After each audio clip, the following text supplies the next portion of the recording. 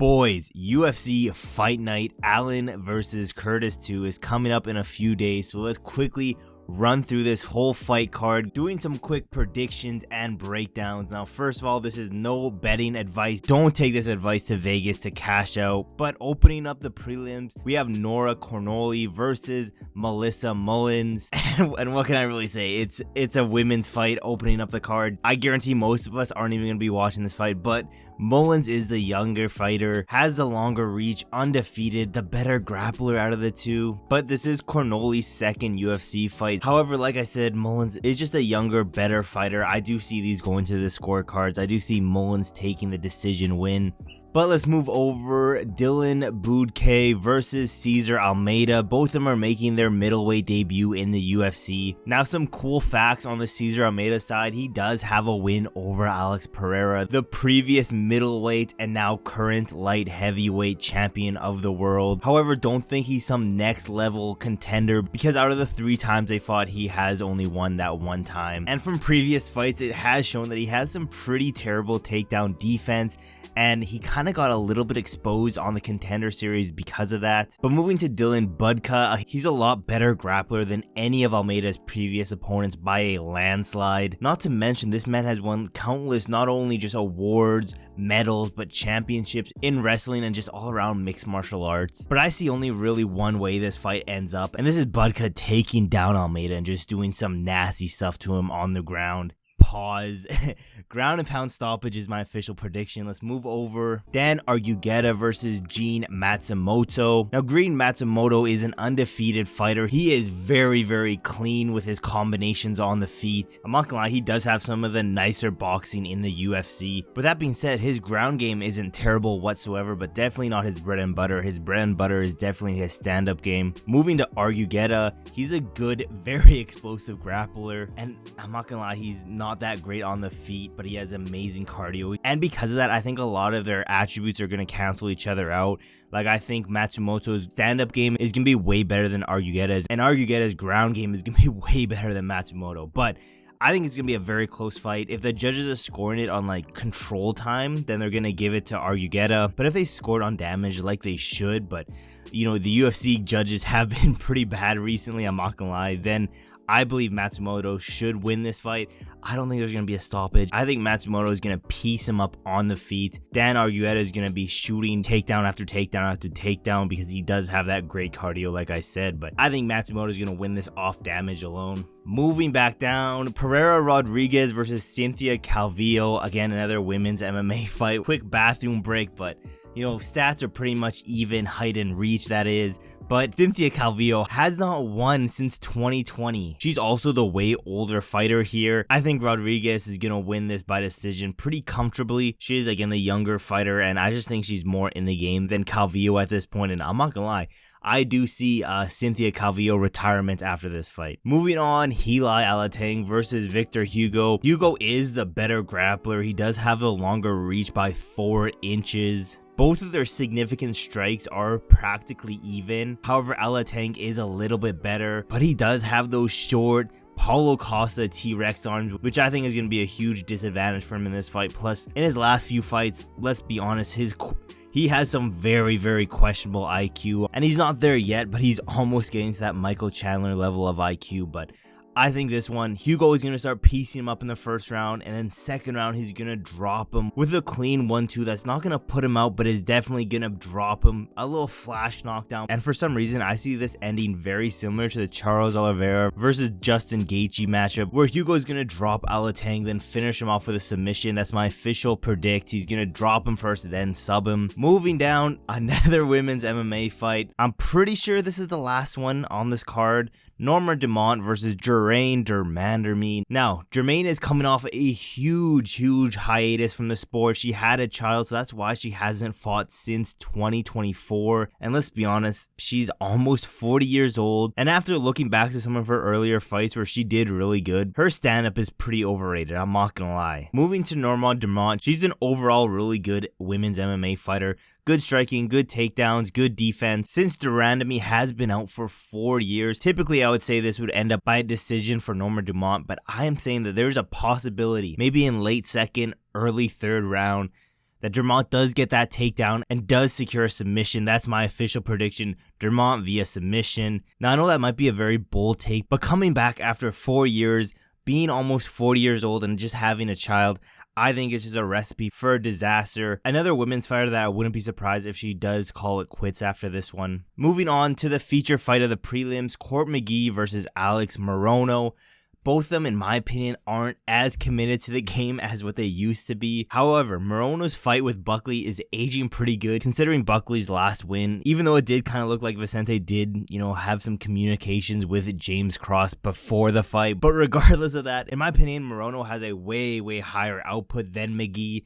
Also, McGee hasn't won a fight by finish since 2010 and is coming off 2 knockout losses. In my opinion, he's kind of washed. And because of that, I don't see McGee coming out here guns blazing. I see this ending up being a very safe fight, and I want to see a very boring decision win for Morono because of that. Moving to the main card, Trevor Peek versus Charlie Campbell. Like I said, don't take this advice to Vegas, but someone's getting knocked out in this fight. Campbell has extremely good boxing and footwork, has the longer reach, and lands double of the strikes than Peek does. He also has a higher defense percentage. With that being said, don't sleep on Trevor Peek. He has a higher significant strike percentage and absorbs less strikes. Now, for some reason, I don't know why I'm seeing this, but looking at this fight and doing a little bit of research, I'm picturing a Nate the Train type of fight. I see Trevor Peek getting rocked, wobbled, and then I see Campbell being very, very safe, finding 1-2, very textbook, but maybe Peek lands one that he didn't like as much, and then it turns into a dogfight. I see Campbell landing a nice 1-2, maybe wobbling Peek a little bit,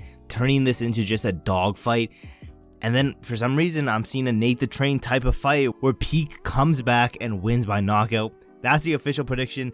Trevor Peek via knockout. Pretty sure Trevor Peek is the underdog. Like I said, don't take that to Vegas. But with that being said, moving on. Valter Walker versus Lukasz Brzeski. Let's start with Lukasz Brzeski. Brzeski hasn't won a fight since 2020. He's on a 3-fight losing streak. And honestly, just hasn't looked that impressive in the UFC at all, in my opinion. Valter Walker, I have seen some people talk about this. He is actually Johnny Walker's brother. Now, from previous fights, he is just way, way more technical than Johnny Walker. However, he does do a lot of things that Johnny does, like the flying knees, the spinning kicks, kicks up the middle, spinning back fists. He does a lot of the same stuff as Walker, but he also mixes things up with takedowns, clinching, all of that stuff. He's just a way more complete fighter than Johnny Walker. And unlike Johnny Walker's, whose chin has been just disintegrated at this point, Valter Walker actually has a decent chin for him, plus he's at heavyweight. And now this might be one of my locks of the night, if you want to say, but Lukasz Brzeski, in my opinion, is just a can for Valter Walker to get a crazy highlight KO. So Valter Walker by vicious KO. That's my official prediction. Moving on, Ignacio Bahamondes versus Christos Giagos. Now, Giagos, a little bit overrated in my opinion. He's 5'10". His last few opponents that he won against, looking back at them, they weren't that great. He is very, very chinny in my opinion. After watching some of his previous fights, he tends to get clipped quite a bit. Bahamondes, on the other hand, 6'2". He's gonna be a giant compared to Christos, and he has, again, the longer reach, and in my opinion, just better everywhere. But again, he might be slightly overrated. I might be overrating him just a bit here. This is a very good test for him, but I do see him winning by KO. Again, just the longer reach and just way taller. I see this being a fairly easy fight for him. But again, this is going to be a very good test for Bahamondes. Moving on, Morgan Charriere versus Chep Martial. Now, Martial is coming off that fluke win over Jenkins. And yes, even though he did technically win that fight, and for as short as that fight was, I wasn't impressed with him whatsoever. He can get extremely sloppy. He did fight Trevor Peek, and that's a perfect example. He was so sloppy in that fight. Morgan Charriere, on the other hand, he's a very, very powerful and dangerous striker. He has very good takedown defense, and overall, I think he's just a better fundamental MMA fighter than Martial. I do see Martial going for takedown after takedown after takedown and eventually getting gassed, where Charriere will go push him against the fence, and I think he'll get a standing TKO. I don't think he's gonna flatline him or anything, even though yes, I did say he has very powerful striking. I just don't see him KOing him flat like that. I see it being a against the fence TKO win for Charriere. Moving on to the feature fight of the main card, Alex Hernandez versus Damian Jackson.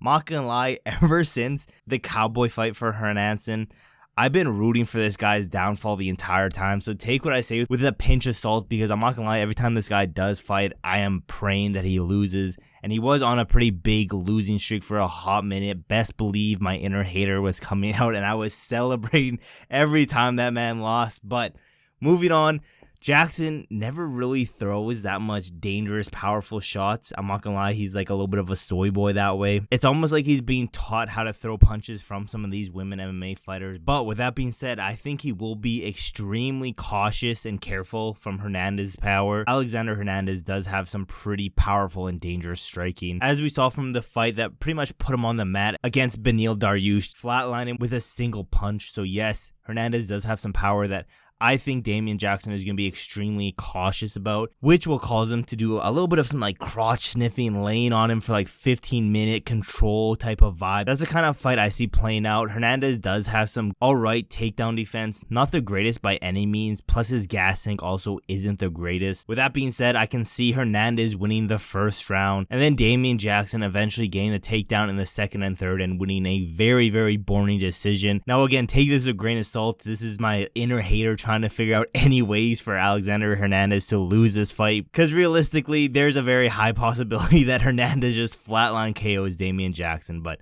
I'm praying that does not happen. Let's move over to the main event of the evening. Brendan Allen versus Chris Curtis, number 2. Chris Curtis won their first fight by KO, but I'm not going to call it a fluke or anything, but Brendan Allen was very young in that fight compared to now. He's definitely reaching his prime at this point. Where for Chris Curtis, on the other hand, you know, recently losing to someone like Kelvin Gastelum is not the greatest look. I'm not gonna lie, in the beginning when he got to the UFC, he was on a run. He was looking like someone that could cause some trouble in that division, but it just seems like he's getting worse and worse and worse after each fight pretty much since that Jack Hermansson loss. I'm not gonna lie, it kind of seems like he lost his drive after that fight. But moving over to Brendan Allen, he is the taller fighter. In their first fight, he was having a lot of success in the first round and a little bit in the second round, but he did get KO'd eventually in that second round. But he was having a lot of success in that first round. And like I said, unlike Chris Curtis, who's kind of declining recently, Brendan Allen is coming into his prime. He's getting better and better and better. I see Brendan Allen using a lot of low kicks, keeping things at range, going for some takedowns here and there, being very mindful of Chris Curtis's power in the first and second round. But then I think third round, he's going to eventually get that takedown,